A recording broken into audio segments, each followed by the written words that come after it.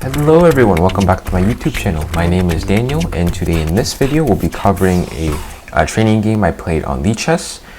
This time my rating is 2415, and in this game I'm actually playing an international master who was rated 2714 on lichens.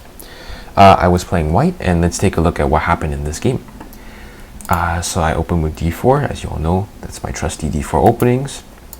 Knight f6, and here we go into another Nimzo Indian with bishop to b4. Here I play queen c2, which is what I usually play against the Nimzo. Castles. And here after d5, I like to go for my isolated pawn ideas by simply playing takes. Now this d4 pawn is isolated. And here I play bishop to e2. My opponent plays knight c6, maybe putting some pressure here on this d4 pawn once this knight moves. However, currently I'm still okay. Just simply castles here. Here my opponent drops back to e7, rook d1, putting some more defense here just in case. And here my opponent actually gets my actually invokes a first weakness of this game, which is playing the move g6.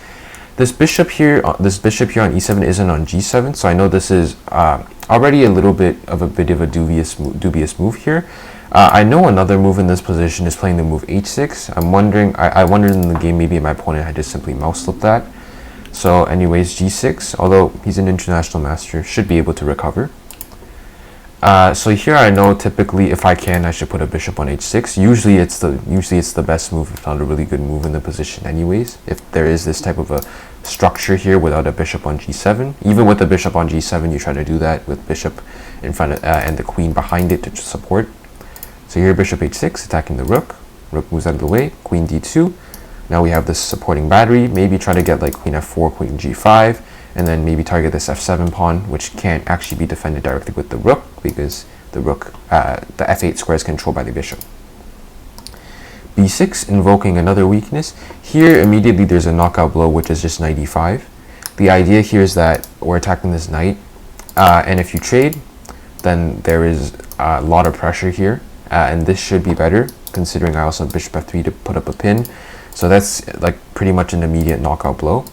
Unfortunately, I didn't see it. I play rook a to c1, bringing in another piece, which still isn't a bad move. It's still acceptable. Still gives me the advantage, bishop e7. And here I trade, and I put my queen on f4. The idea here is that after bishop to b7, I notice that I can infiltrate with queen c7 ideas. So my opponent can play queen f5 or queen to h5. Well, I guess queen h5 is a possibility, but queen f5 to trade queens is impossible because I can infiltrate queen c7, and it would be a bit annoying combined with bishop b5 pinning. This rook here putting some influence. This looks really good. So my opponent plays rook d8, so if queen c7, there is rook to d7. However, here I combine the queen side pressure here with the king side pressure I have going on. So basically my idea here is I want to play knight to g5 or knight into e5 to sort of attack the f7 point. Currently I can't play knight e5 because there is this knight here. So here firstly, the first thing I considered was rook takes on c6. Rook takes on c6 I calculated didn't really work too well. The reason is because it's actually losing now, because after bishop captures on c6, if I play knight to e5 trying to get my ideas going here, there is simply queen takes on g2, which is checkmate. Then this game would probably not be featured, and I would end up losing the game that way. So I can't play rook takes c6, so here I came up with the move a4, and here basically my idea is I came up with the move a4 in the game, which actually is a mistake, but I'll explain that in a moment. So my idea with a4 is I want to try to play bishop b5 to sort of pin this knight, and if not, remove this knight so that I can play knight to e5.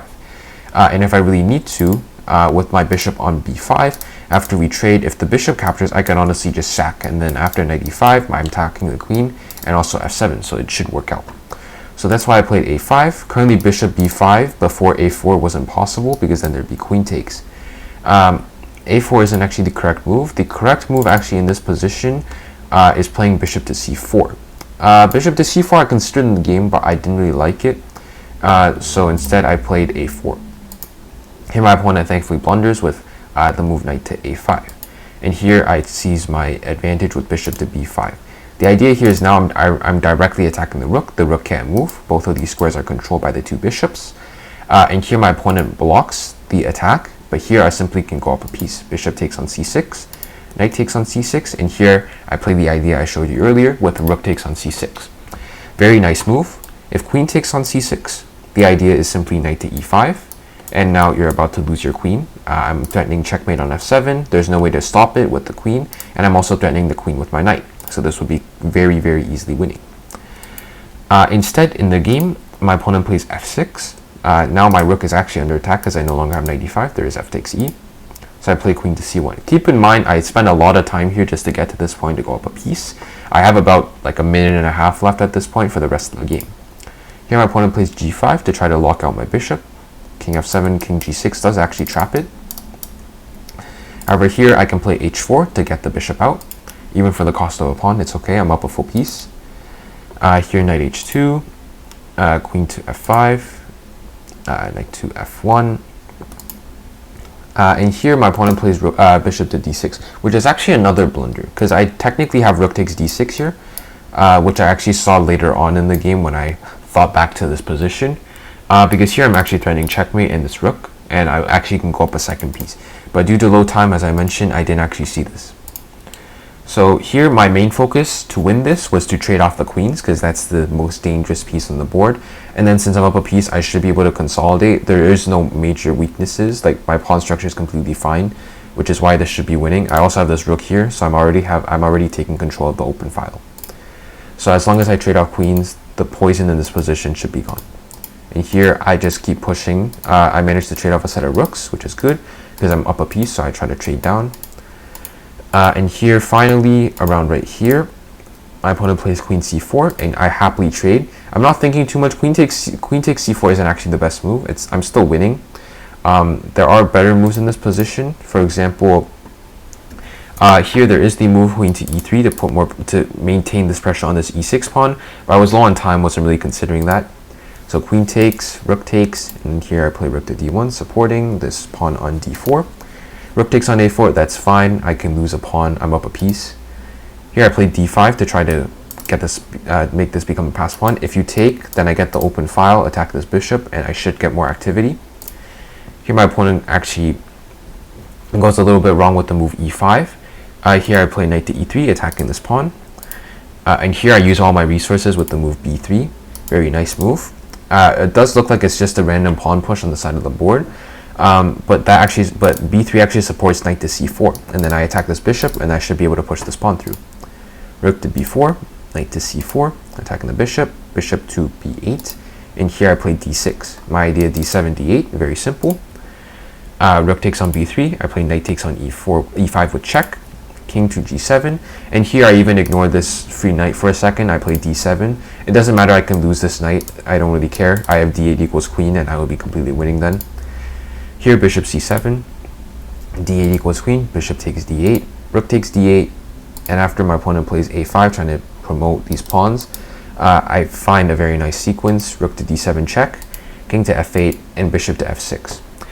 And now this is actually unstoppable checkmate. My opponent resigned even though I have 20 seconds left, because pretty much this is forced mate unless you want to give away all your pieces, which still leads to forced mate. The idea here is, if you look, these three squares are all controlled by my pieces. This square is controlled by my knight, and this square is controlled by my pawn. So if you look at it this way, my opponent basically stuck in a box. There's like this wall here created by my pieces, which basically stops my opponent's king from getting out. Also, d8 is controlled by my bishop, as it's protected by my bishop, so I can play rook to d8 even if the king is on e8. So just to illustrate, sort of if you run the king to g8, trying to get away, because the idea is here after bishop f6, if you play like a4 for example, then rook d8 directly is just mate. So let's say you run away, and here I'll just reestablish this sort of wall here. Then after rook to d8, there's still this wall here after king to h7. Then here I sort of just chase you down, rook to h8, and this is actually checkmate. All of these squares are still controlled, and I still have this wall here which just boxes in my opponent's king. So very, very happy with this game. Managed to beat an international master. Even though it was a casual online game, it's good to know I have the capabilities of doing so. Although it might not be a very common occurrence, but it's still great to know.